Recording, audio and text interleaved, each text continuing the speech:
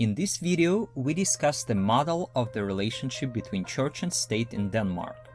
Denmark offers a quite unusual version of secularism. On the one hand, it is not a secular state.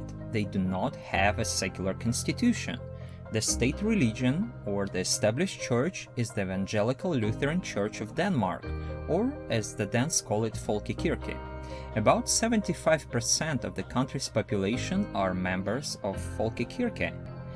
To stop being a member, you must take the initiative and apply to be expelled.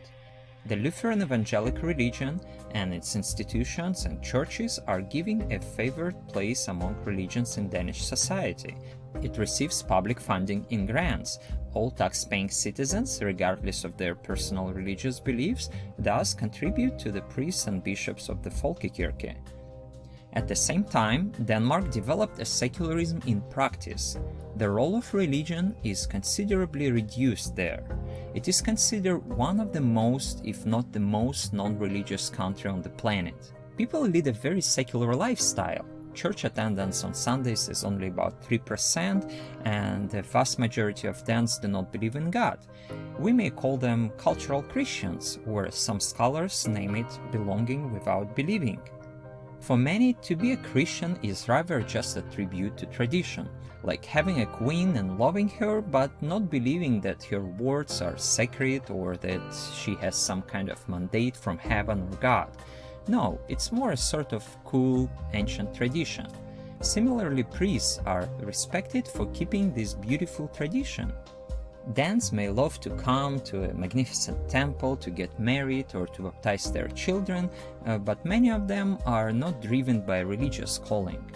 As Zuckerman writes, some Danes are third-generation non-believers, and yet they still baptize their children, but the ceremony is understood as just a piece of cultural performing. Similarly, many people celebrate Christmas the same way they would celebrate Halloween. It's just another holiday off the list. Zuckerman further explains that historically, over the past few centuries, the Danes have never been strongly oppressed or dominated by a foreign conqueror, especially of another faith. For example, if we take the Armenians, Poles, Irish, then there the church played a connecting role in the struggle against the enemy. Being Irish and being Catholic were almost identical. But it's not the case with Danes. Religion didn't play a big role in their identity formation. Another factor is the significant influence of the Social Democrats in the country. The party never hid its fairly anti-religious and anti-clerical position, and sometimes openly tried to weaken the influence of religion in society. For many years, their government had the power to appoint liberal, open-minded clergy as bishops or for other positions within the state structure. Politicians normally don't rely on any religious rhetoric or declarations, as we will see often in the US, and at least 4 prime ministers of Denmark openly call themselves atheists, and the Danes are not particularly embarrassed by that. Thus, the current form of secularism in Denmark is very liberal and tolerant of minorities and in terms of religious freedom.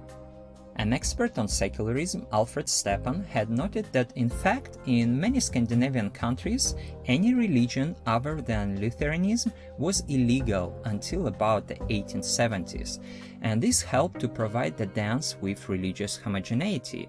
That is uniformity. At the same time, he believes that due to the fact that the Swedes abandoned the state religion in the year 2000 and the Danes still have not done so, the Swedes eventually managed to cope much better with the situation around Muslim immigrants and the process of their adaptation in Europe. The example of Sweden showed that after the year 2000, church membership declined sharply.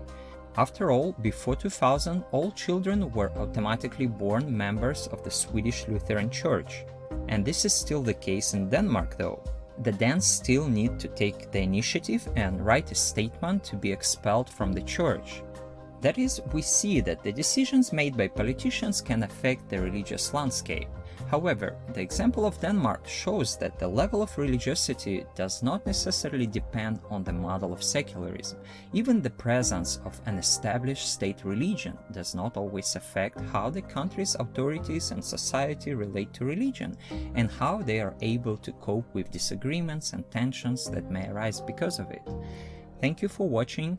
Please check out my videos about types of secularism in other countries.